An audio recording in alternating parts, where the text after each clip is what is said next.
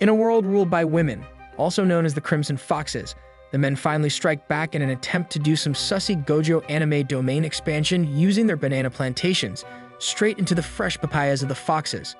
Unfortunately for the Crimson Forces, the king of all men have been hiding a secret weapon in production for the past few years, finally giving them a chance to fight the superior foxes.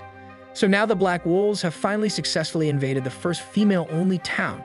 And let's just say these bad anime boys did more than be sussy, as they were both violent and ruthless in their path.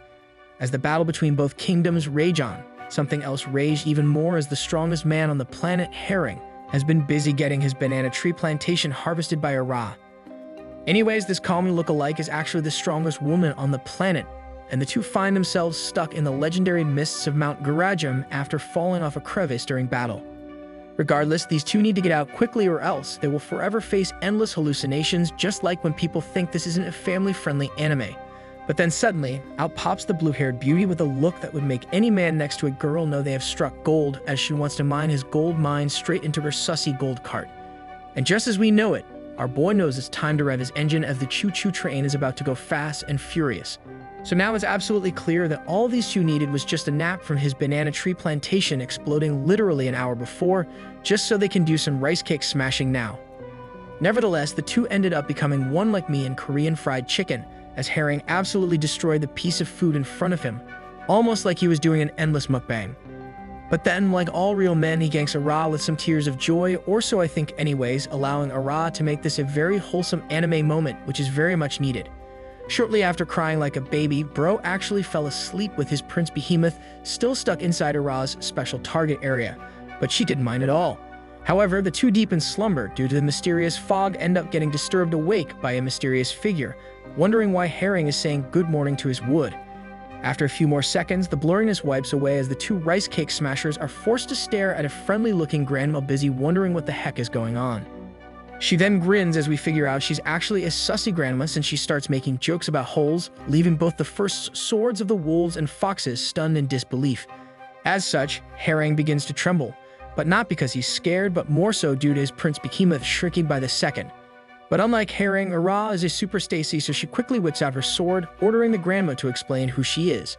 At the same time, two more mysterious figures appear, both looking a little bit flustered as they can't believe both a dude and a girl is out being chilling without their equipments on. Thus, the grandma interrupts the entire ordeal, smiling once again while suggesting to the two lovebirds to put on some armor quickly. After re-equipping their armor, the first swords follow suit behind the brand new group of people, still dumbfounded how the girls and guys are working together. Suddenly, as the group continues the trek, we learn that the mysterious people have brought a baby with them, causing Herring and Ara to eventually hear one crying. Nonetheless, Ara takes charge and avoids beating around the bush, so she straight up asks how the heck men and women are working together, especially with a baby. However, sussy grandma tells them that they have no time to explain right now, but if the two come with them, then they can talk about it after they get out of the area. She then continues on and warns them that if they decided not to follow them, then they will probably end up like the bones behind her, so it's up to them to decide. Regardless, the two take a closer look at the pile of bones, only to come to the realization that the mountains were actually made out of those unfortunate enough not to make it out. As both Herring and Ara continue to stare at the bottomless pits, sussy grandma turns around and tells the two that her group is part of the Freeborn, and now it's their turn to tell their story. Luckily, right before Herring and Ara can say a word, sussy grandma bails them out by saying they can do so after they get out as time is ticking. Elsewhere, the war rages on harder than my teammates flaming and raging mid-game, where we find Black Wolves astonished at finally seeing a real woman. But the first thing most of these dudes do is start fiddling with their captured as if it was the Barbie movie. Luckily for this one captured Pokemon, a mama bird comes to the rescue by cutting the ropes away and slaps her awake whilst destroying the one sussy baka in front of her. After destroying one sussy baka, more sussy bakas fall as we see multiple more old ladies appear out of nowhere, seemingly due to the Crimson Foxes realizing that the special weapon doesn't work on older mommies.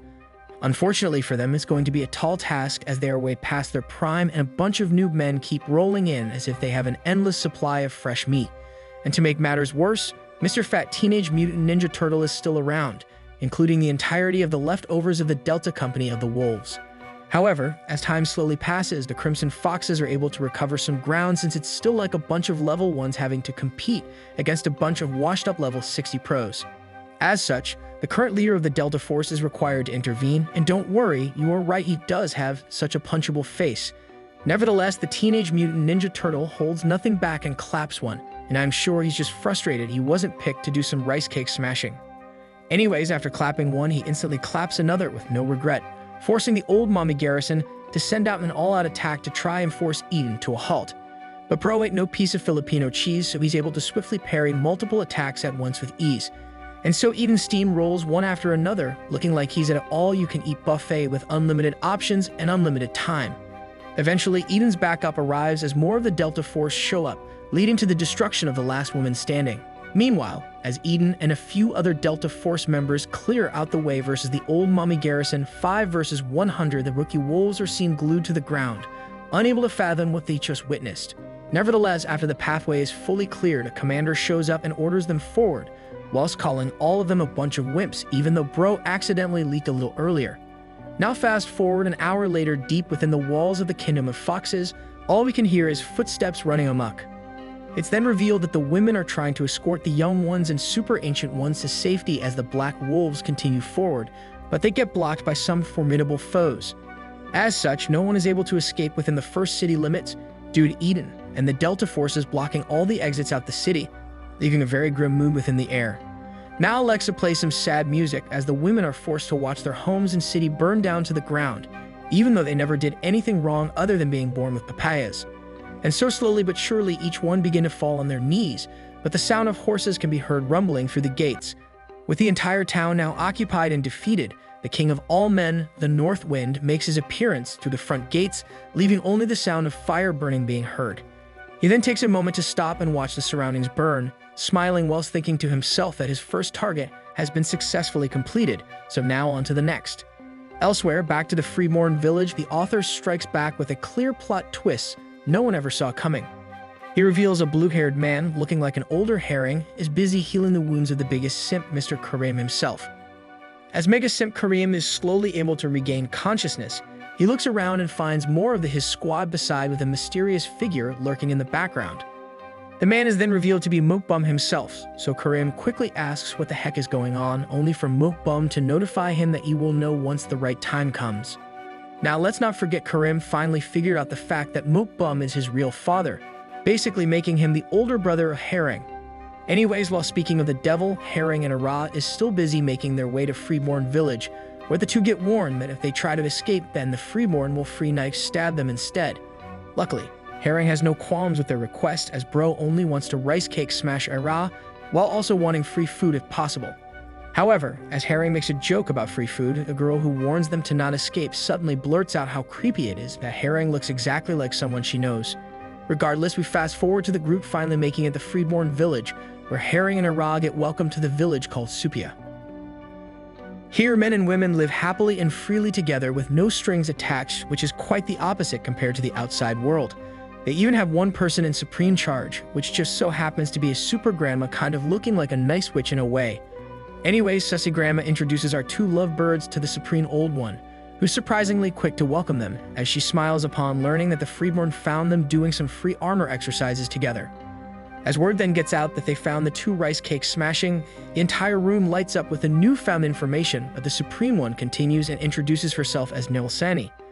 After introducing herself, she asks Herring and Ara to introduce themselves as well, but when Herring announces his name, the audience pipes up claiming that there's no way he's the son of Mukbum. Nevertheless, Ara ignores the commotion behind her and continues to introduce herself as Ara Yunsul, the daughter of Hasil Ran. In an instant, the room goes quiet upon hearing her name, as everyone is left in disbelief that she's really Ara, especially since they think Herring is some kind of scrub. As such, Nilsani doubles down and directly asks Ara if she really is the first soar of the Crimson Foxes, to which she confirms. After truly confirming their identities, the crowd behind them begins to erupt once again, totally confused as to why a future queen is out at Freeborn village. Thus, Supreme Grandma pipes up again, questioning Ara if she really wants to become one of them. However, a straight-faced Ara replies by saying she never agreed to become a Freeborn and states that she will come back to the Crimson Foxes when the time is right, but also promises she will keep the Freeborn a secret. After a few seconds of awkward silence, Ara continues by saying that the Freeborn have the Queen's word that she will forever keep Supia a secret, leading to the crowd being seen utterly confused. At the same time, Herring decides to piggyback on Ara's promise and claims that Supia also has the king's word, suggesting that he's planning to overthrow the North Wind. However, the Grinch just laughs at Herring's comments, but continues on sarcastically by claiming it's nice to have both rulers at the same time in Supia.